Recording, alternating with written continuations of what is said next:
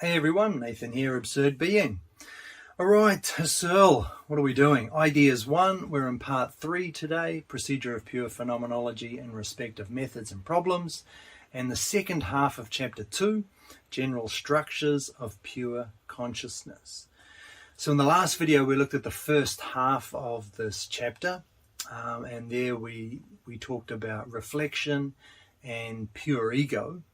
And in this video we're going to look at phenomenological time and time consciousness and intentionality. So let's hit that first section, phenomenological time and time consciousness. So in this section, Husserl identifies three different, kinds of time, maybe. Three different ways of three different kinds of time, I think is the best way to say that. The first one is objective time, or as he also calls it, cosmic time. And so this is basically just the time of the natural world. It's the time that we're most familiar with, probably, because it's the scientific conception of time. It's time within that natural standpoint. And so this means that it's the time that we measure. If it's measurable, if it's quantifiable, then we're talking about objective time. And I think one of the important things to realize with objective time is that it is independent of us. It's something we conceive of in third-person terms. So it's external, it's independent, external to us, independent of us and our experiences. We think of it as like a container. Right? That's the idea. It's an extra dimension in which things happen. Experiences happen within this dimension called time, but they're not really bound up together. Time is not an essential feature of the experience itself. It's something separate from it. It's something we can then measure, we can refer to in third-person scientific language. So that's objective time, and the main contrast there is with the second kind of time, which is phenomenological time. And so this is time that belongs to every experience as the mode in which the experience is presented. And so that means that this time is an essential part of the experience itself and the way the experience unfolds for us, the way that we experience that experience. And so what this means, since it has that deeper connection with experience, it's part of how the experience is constituted, then it cannot be measured. So we can't measure phenomenological time. We can only live it. It's time that can only be lived. Like I said at the beginning, if you can measure this time, then it's objective time. It's not phenomenological time anymore. And I think a good word to help clarify the distinction here is duration. Phenomenological time is the time of duration. It's that sense, it's the temporal sense in which an experience unfolds, in which an experience spans some, I don't want to say spans some length of time, because that's drifting back into objective language, but it's that sense in which an experience endures. It unfolds not immediately, but over throughout a series of different, I guess we could say presences, a series of different present moments. There is a sense in which, and it's a sense then that you can't measure. It's not quantifiable. It's qualitative. Right? It's something that you can only experience. Of course, we can measure it. We can measure how long the experience takes with a stopwatch, start and stop, and we get a number. But that number refers not to the duration of the experience. It refers to an objective, abstracted notion of time, a quantitative, derivative notion of this more essential time, essential because it's a part of the experience itself. It's a part of the makeup of the experience, how the experience is presented to us in the first place. And that means that this phenomenological time also includes derived temporal modes, Husserl calls them. Things like before and after, simultaneity, succession. None of those things can be measured either. They are all part of the lived experience of something, of the lived experience or the living of an actual experience. You can't measure before and after. It's something that you live through. Right? You have the experience now, and you recognize an experience prior, and you recognize an experience to come. But there's no measurement there. As soon as you measure how long the experience has taken, you've captured not phenomenological time, but objective time.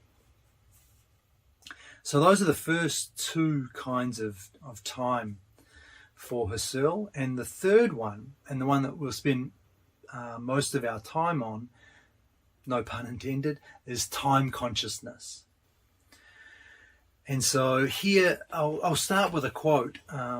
In addition to the phenomenological time of experiences, there is a necessary form binding experiences with experiences.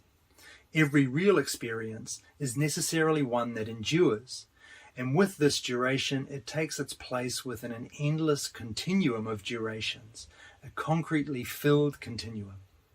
It necessarily has a temporal purview concretely filled and stretching away endlessly on all sides, and that at once tells us that it belongs to one endless stream of experience. The stream of experience cannot begin and end. All right, so there's a lot of good stuff in that quote to unpack, I think. So first we can cast our gaze to this time which applies to the experience itself, the experience which endures, and this is phenomenological time. But we can also kind of step back from that, from being wrapped up in phenomenological time, and look at the way in which that temporal factor is being given in the first place. So we can cast our gaze now not to the experience itself and the temporality that is associated with that experience, but we can look at how that temporality is itself presented.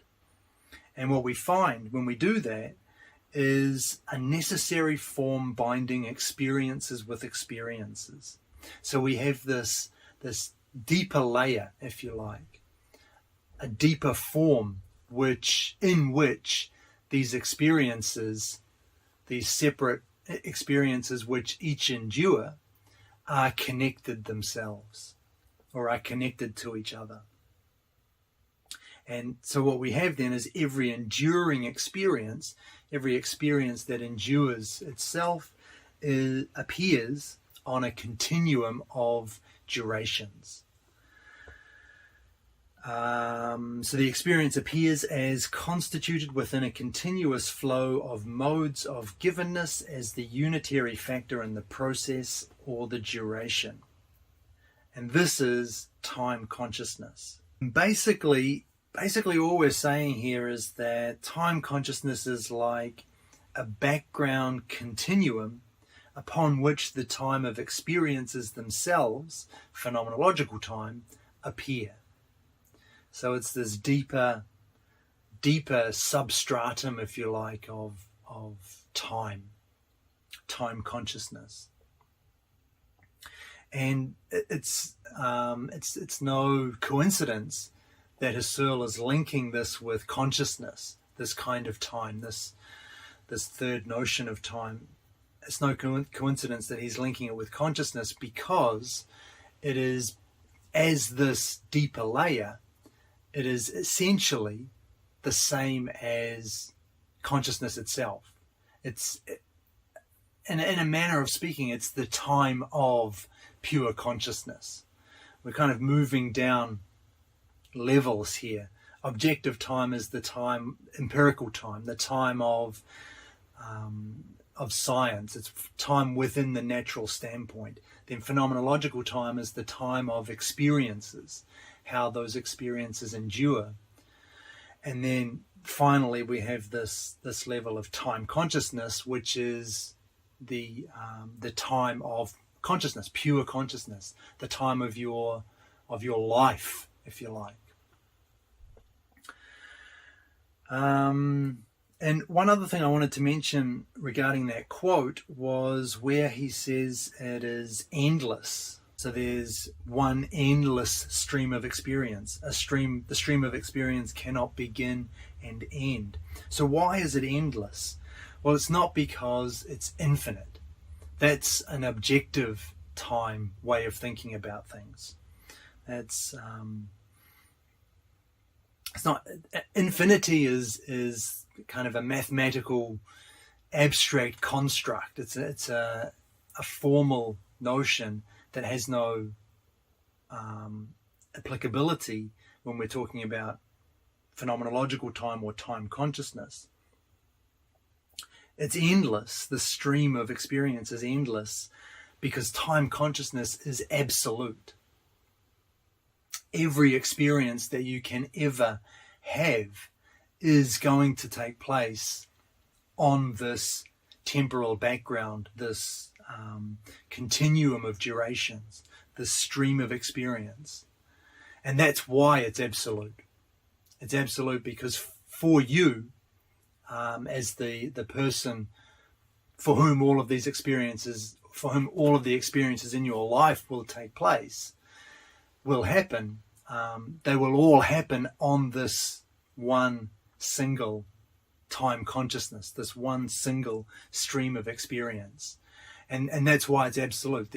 There is no experience you can have that is going to be outside of that time consciousness. And that means that nothing, or the stream of experience itself, cannot begin and cannot end. Because in order for something to begin, there has to be something prior to it.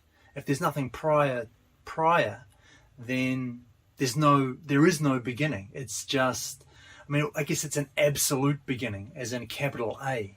But the beginning only makes sense if you're taking a third person perspective on that beginning, on that experience. If that makes sense. What I'm trying to say is that the stream of experience itself can't begin, because to begin and end, for an experience to begin and end, it must begin and end within something greater than itself. Otherwise, there is no beginning and there is no ending.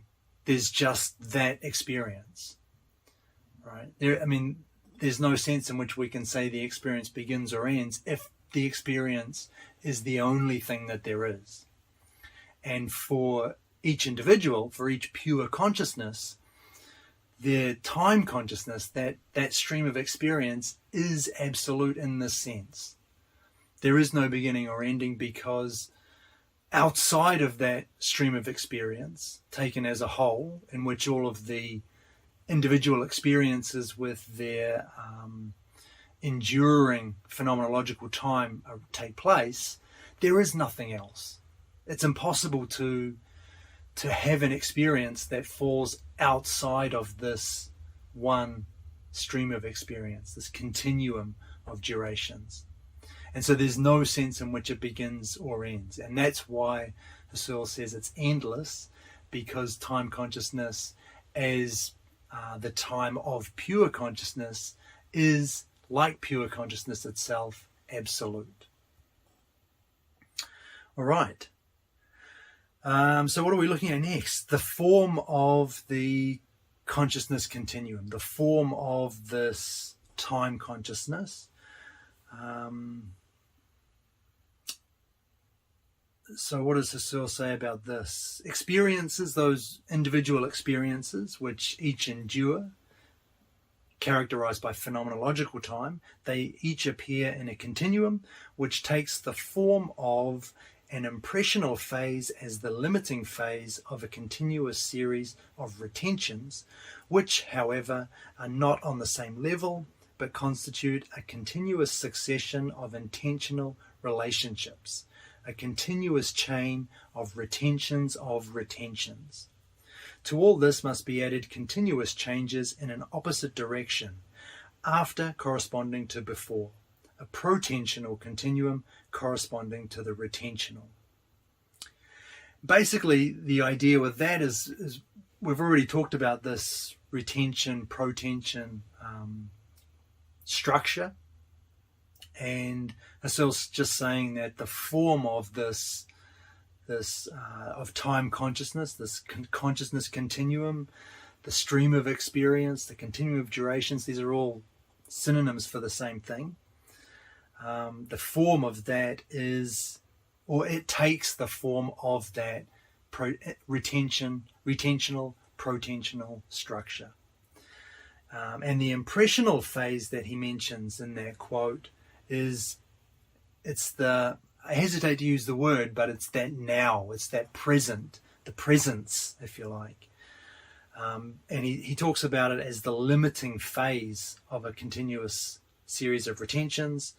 And the idea is just that it appears that impressional phase appears at the end or the limit of a series of retentions which stretch backwards, which include retentions of retentions and retentions of retentions of retentions and so on and so on. And the same holds for protensions. That impressional phase is the phase which marks the limit of the series of protensions stretching after the impressional phase. So that's the form of this time consciousness. Has the same form as we've talked about before, that retentional, protensional structure. Next, we're going to look at the threefold limit of experience. So the idea with this, every present moment of experience necessarily has a before as a limit. We've talked about that before. Again, no pun intended. But this before can't be a mere form without content. It can't be like this takes us back to that abstract scientific way of thinking about time. Time as something that can be divorced from experiences. It can't be like a container, an empty container, just where there is time, there is a before, but there's just nothing in it. That is impossible when we're talking about phenomenological time or time consciousness. So every present moment of experience has a before as a limit, and this can't be a mere form without content. Rather, it must contain a past now, a past experience. That's always going to be true. There is no, there cannot be a before in which there is time, i.e. a before, but just no content, nothing in it. So that you have a past, but it's not a past experience. It's not a past now. That idea just doesn't make any sense for Husserl. And the same holds with the after.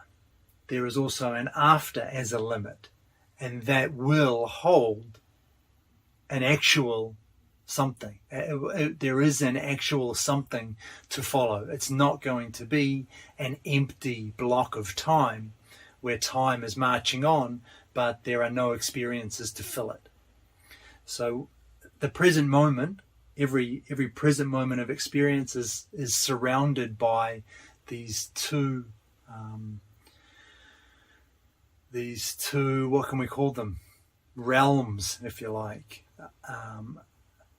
That's really not the best word to describe this, but it's surrounded by a fringe, and that's the word Husserl would use actually, a fringe of befores and afters, which are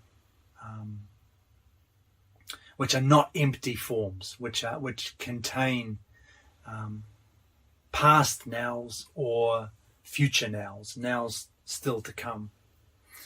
And this is succession. So you've got the that present moment of experience surrounded by those fringe befores and afters, and there is a sense of progression through them. Or a sense in which the protensions are steadily becoming retentional. They're heading in a retentional direction. So there's that like I say, the sense of succession.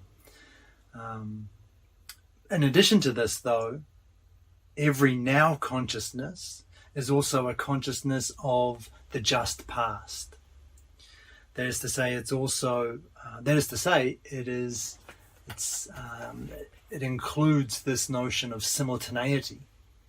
So our now consciousness is not limited to the now, but it includes the retentional. It includes the retentions that have gone, the retentional phases that were nows before, and that were prior to that protensional phases.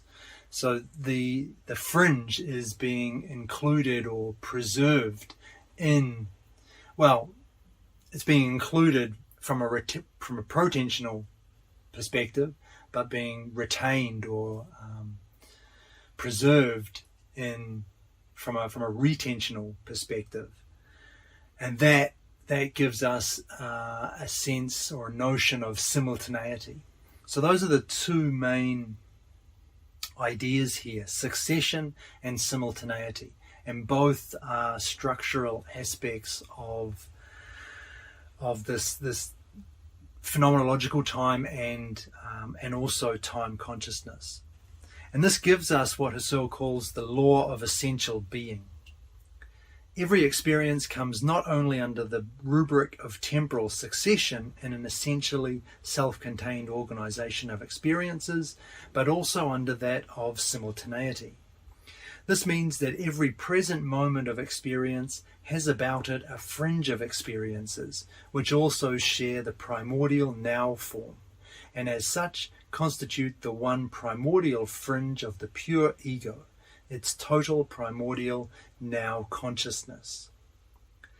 So every experience is conditioned by temporal succession, befores and afters, and simultaneity. Every now consciousness is also a consciousness of those fringe befores and afters. And he goes on to say that this fringe enters into past moments as well.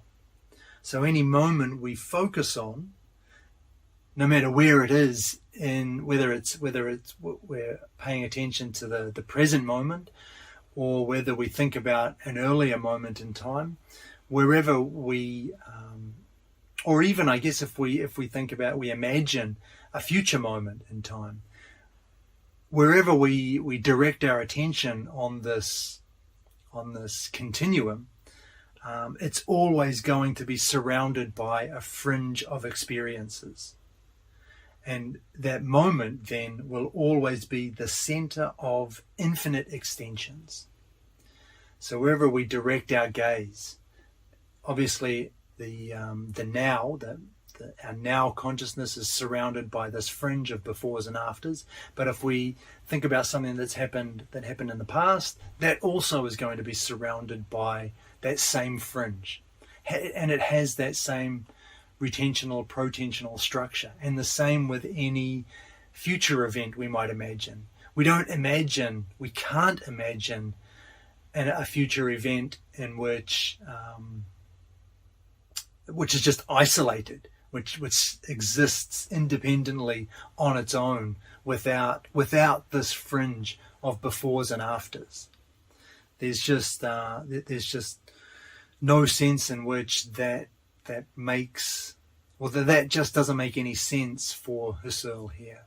We're talking about this phenomenological time, or time consciousness. So what this means then is that we've got our phenomenological time, but with the addition of time consciousness, we now have the whole phenomenological time field of the pure ego, which from any one of its experiences as a center, it can measure throughout according to the three dimensions of before, after, and at the same time. Or in other words, the whole essentially unitary, rigorously self-contained stream of temporal unities of experience. So now finally we have the whole picture when we include time consciousness. The phenomenological time field of the pure ego isn't complete until we bring in this extra dimension of time consciousness. And this means that the threefold limit of experience that we're talking about here is that before and after, that succession, and at the same time, simultaneity. So those are the three elements that make up this limit of experience: before, after, at the same time. And you might say, well, you might wonder, isn't this just a kind of a fancy way of saying past, present, and future? We already think in terms of we already have this understanding of time. We just use different words. How is Husserl adding anything here? But past, present, and future are explicitly connected with objective time. The whole context of those words, past, present, and future, is all within the natural standpoint. So it's all related to the scientific, abstract, independent conception of time, third person conception of time. And what Husserl wants is to go deeper than this, to find out, to look at the time of our experiences, and then to go deeper than that and to look at how that time arises, how that time is constituted. And that's what brings us down to this level of time consciousness.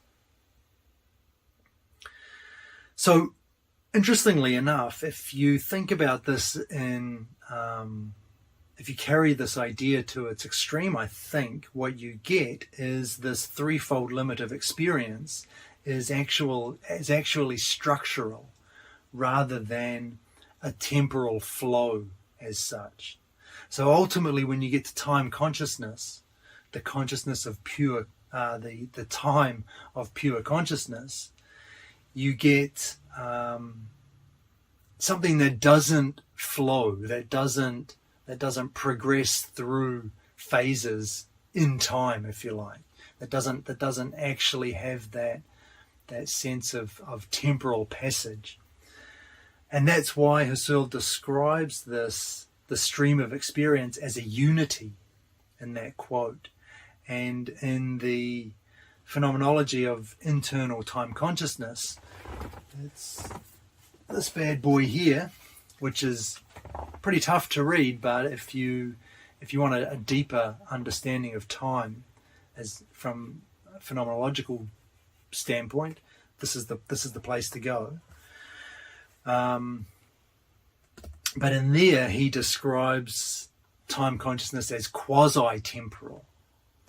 And quasi because, it's like I say, it's not really flowing. It presents, or it is a unity, a whole. There is no sense in which there are moments to come in the future and moments that have passed, because the whole thing it can only be grasped as a whole, which is going a little bit beyond where we've taken what we've looked at so far. But like I say, that book is an excellent source for these kinds of ideas. And very briefly, it's quasi-temporal, or it's the stream of experience is a unity, because although it always appears to us through experiences as enduring, through that structural retentional, through the retentional, impressional, protensional structure, as an absolute, it isn't really progressing in that way. It isn't really enduring like that. It is at once a stream of consciousness and unity of one consciousness. And this is only possible because consciousness constitutes itself as temporal. And that takes us way beyond anything we've talked about in this video and anything that Husserl describes in Ideas 1. But like I say, if you want to check out more of that, it's that's where to go. The phenomenology of internal time consciousness is the place for that. Especially section 3, he lays these ideas out. And if you're interested in video 5, there is a kind of extended discussion of this that I had with John Townsend, and we just kind of work towards grasping this idea of what time consciousness is, and we discuss these kinds of things in a bit more detail. But yeah, that's all there if you're interested.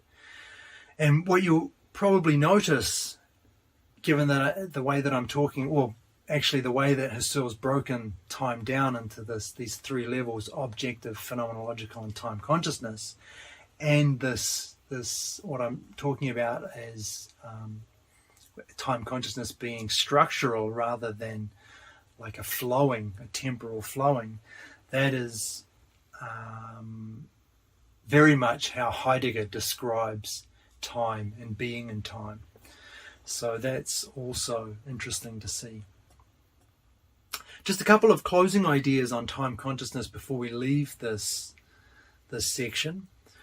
Husserl notes that the whole of this continuum of durations, the stream of experience, cannot be experienced at a single glance as we can with immanent intuitions. So we can't, even though we have this, we've kind of realized that, or we have the idea of this stream of experience, this pure consciousness, the time of pure consciousness. Time consciousness is this unified whole. We can't experience it, even though it's made up of individual experiences. The continuum itself can't be experienced at a single glance. And this could be a problem because this is what gave immanent intuitions their certainty, right? The idea that we grasp them as a whole at once. That's what makes them, that's what guaranteed them for us. If we can't do that with this stream of consciousness, how can we be certain about what we're saying here? And Husserl says that even though it's not graspable as a whole, it is still certain and intuitively graspable through the limitlessness and the progressive development of immanent intuitions.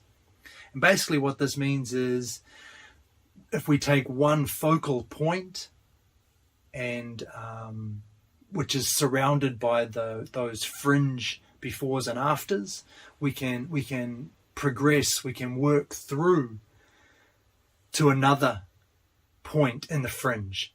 So starting from one focal point, we can move to we can shift that focal point to one in the fringe, and then from there that becomes the new focal point, and we can shift to another moment in the fringe, and that becomes a new focal point, and so on and so forth. And so that way we can grasp indirectly, if you like, the unity, the whole that is time consciousness.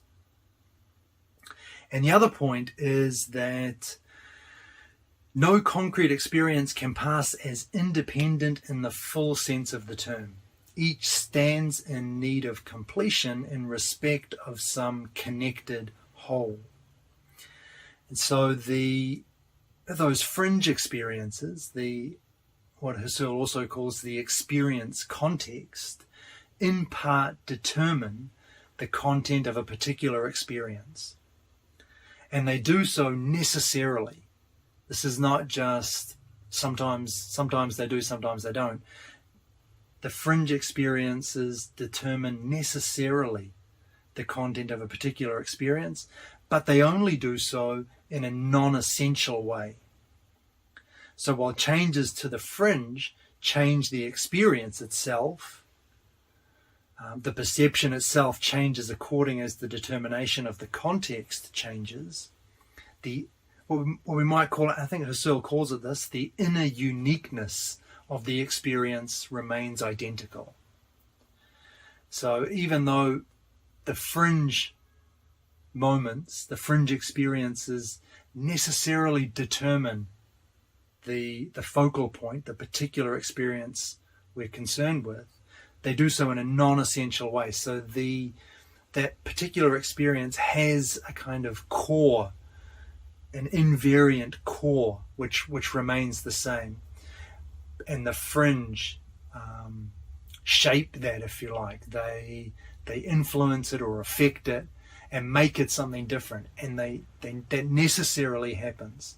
But that necessary change is an adjustment over and above what is an identical core, a core that never changes.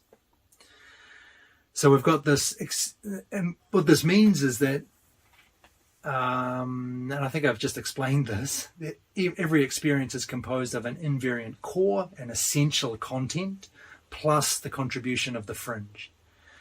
What's interesting about this is the consequence from this, though. And this means that although two experiences can be identical in their essential content, no two experiences can be actually identical in experience, because they're necessarily experienced in conjunction with different fringes. So no two experiences will ever be identical, even when they concern the same essential content, because the fringe experiences, the experience context will always be different. So, and why does Husserl insist on this? I think the reason is, it means that he can say that two different people can perceive the same thing, even though the actual perceptions will necessarily be different, because they have their actual perception of the thing is influenced by their fringe experiences. Despite that, what they're actually talking about is the same thing. They share the same essential content. They're discussing, if they're talking about something, they're talking about the same thing. But the experience that each person has will necessarily be different, just because their lives are different, right? That they have different experiences. They've had different they have different fringe contexts around this identical content, whatever it is, this essential content. But it lets Husserl still say that they're talking about the same thing, even though the actual experience, the fully determinate experience of each person is necessarily different. Okay, let me leave time there and move into the second part of the video, which is intentionality. So all our experiences participate in intentionality, Husserl says. And it's important to remember here that the experiences themselves aren't intentional, because intentionality belongs to the consciousness which is directing itself towards the objects or experiences. And all intentionality means is consciousness of something. All consciousness is consciousness of something. There is no sense in which you can be aware of or conscious of anything unless without it being intentional. And we talked about this earlier with the explicit cogito. We also called the wakeful cogito. So I think intentionality is pretty clear. There is one thing I might mention here, though. It's not just objects which we explicitly focus on which are intentional. And I think this misunderstanding could arise because that's how we normally use the word intention. Right? If you intend something, you deliberately aim for a certain outcome or goal. If you do something intentionally, there's a sense of explicit focus or direction on something, kind of drawing your full attention towards it. And that's not really present with this notion, with the phenomenological notion of intentionality. All conscious acts are intentional. And by way of example, Husserl talks about two things here: the background of a perception. So when you perceive something, you perceive the object, right? And so there's no problem saying my conscious perception of this is intentional because your focus is on that object. That aligns with our normal use of that word. But the background is also intended. But it's not intended in the same way as the object that we're focusing on, but it's still intended because it's still a part of your broader conscious act. The background is intended as a consciously grasped field of objects. So it's like I say, we don't explicitly focus on every object, and we don't even explicitly focus on the background itself, but it's still a part of that conscious experience of perception of that single object. And so the background, even though we're not explicitly focusing on it, is still intended. And so are other things that arise from kind of a background state of awareness. Husserl's examples, such as stirrings of pleasure, the early shapings of judgment, incipient wishes, and so forth. All of these things, Husserl calls them nascent actualities. They're already a consciousness of something. As soon as they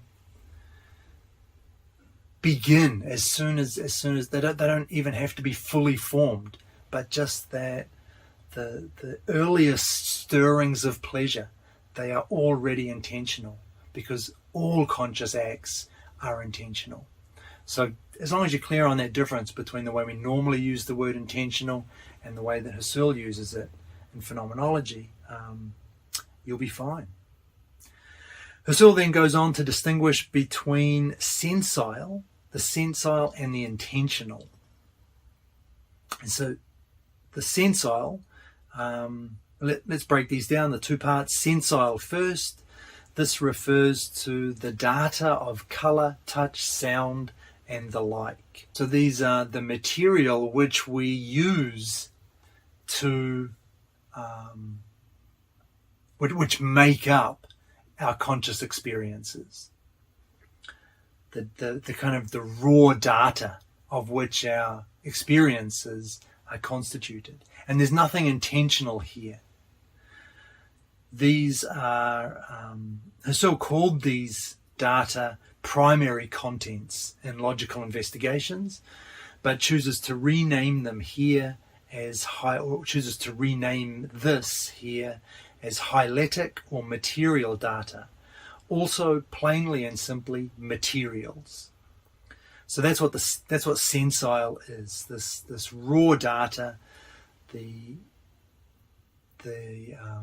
raw content which we shape, or which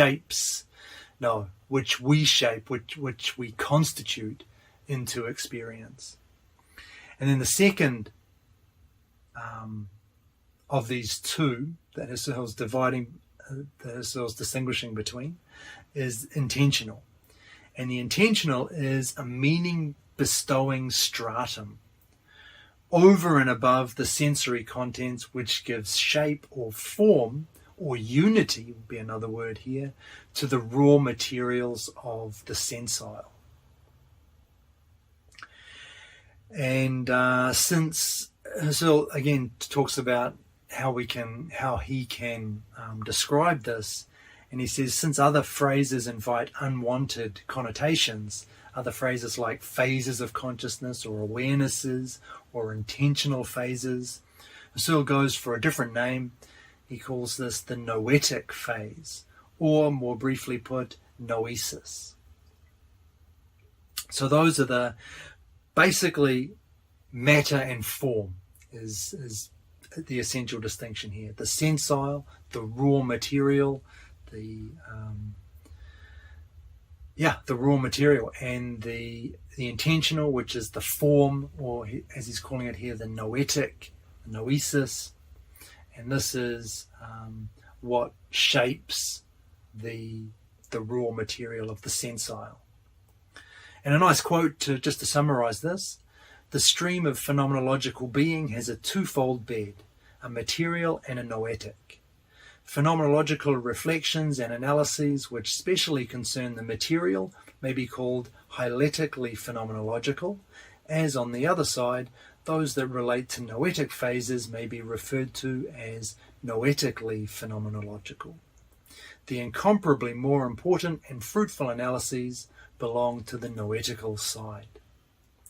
So the noetical side is where the most interesting functional problems lie, that is, those of the constituting of the objective field of consciousness, i.e., how consciousness synthesizes the hyletic and bestows meaning on it, i.e., pure consciousness, right? What we're drilling down towards, what all of phenomenological analysis is drilling down towards. So for Husserl, importantly, consciousness is doing something interesting here. Hence his use of the word function.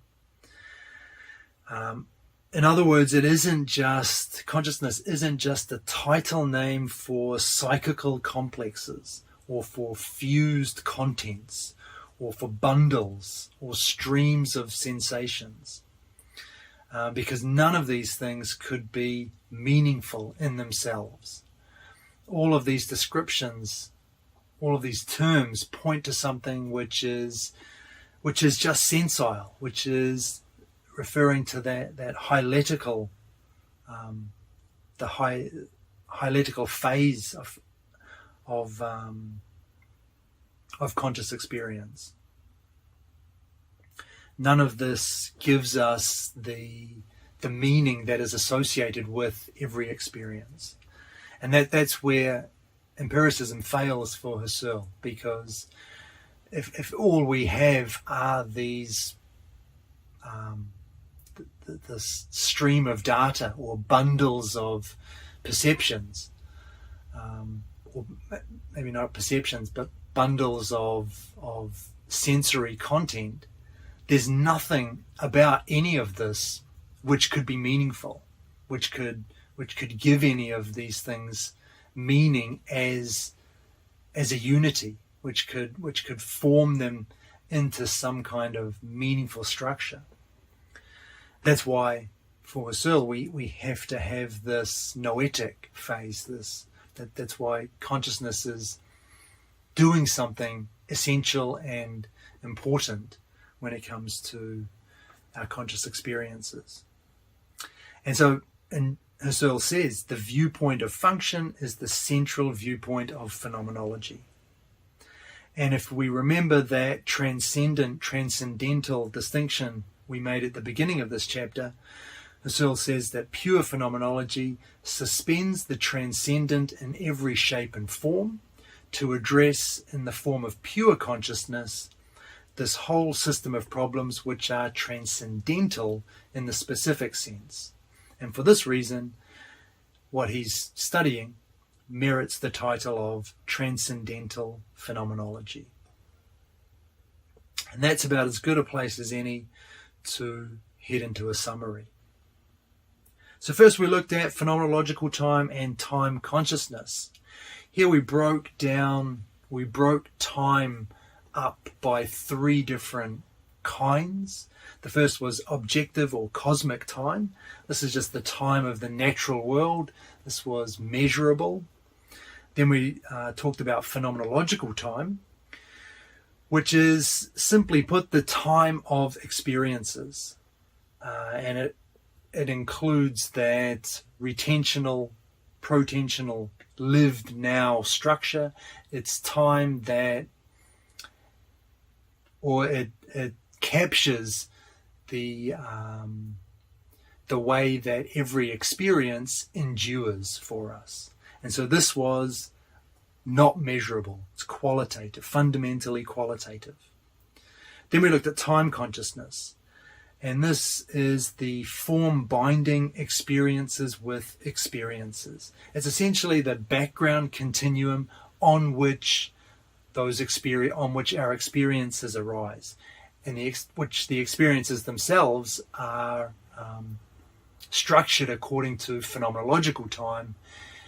But time consciousness is just this deeper layer which includes, or on which the experiences arise.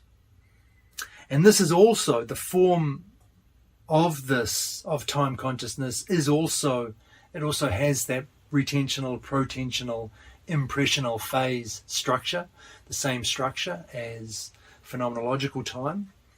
It's a little bit more complicated how this arises, because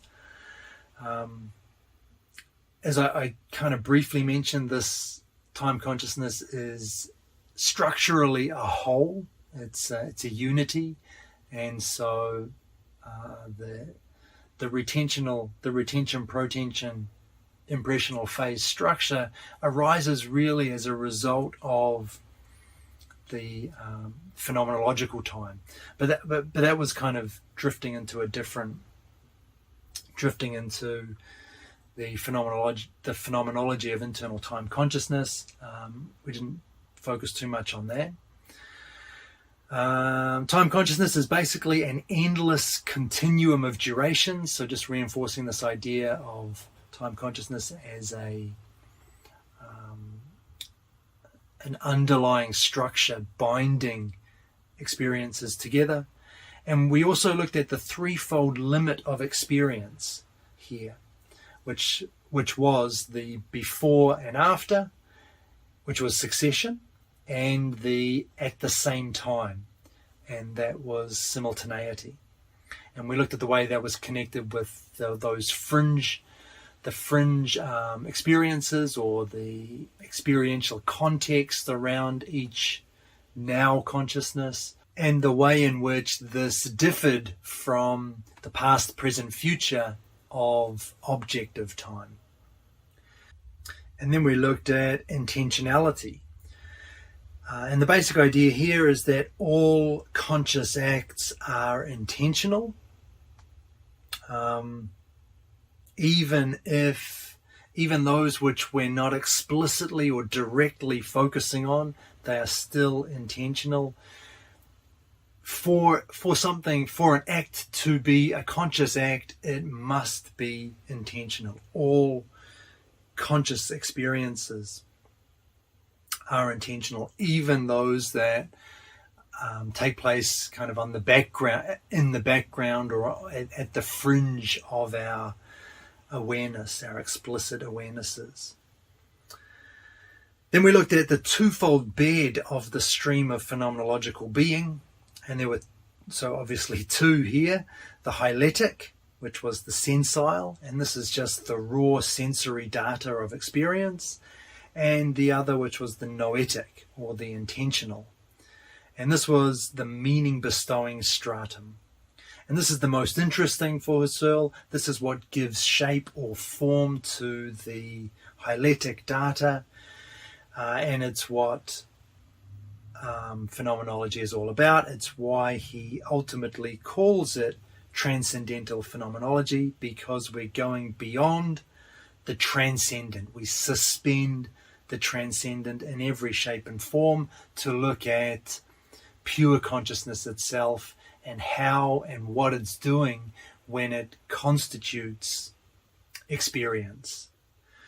And that's why he calls it transcendental phenomenology.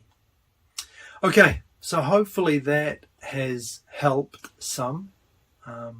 Like I said, this, especially with the time, actually, I really got a lot out of that back and forth I had with John in video 5. So have a look at that. There's kind of, I think this the first half of this video is much better as a result of that conversation. So definitely something to check out if you're interested in that. And the phenomenology of internal time consciousness is kind of a tough read, if I remember correctly, but section 3 especially, where Husserl talks about, he really drills down on time consciousness and how it's different from the consciousness of immanent objects, the temporality of immanent objects. And there's a whole lot of stuff that's really interesting. Anyway, I'm rambling, as I often do at the end of these videos. Thanks for watching, and I'll catch you in the next one.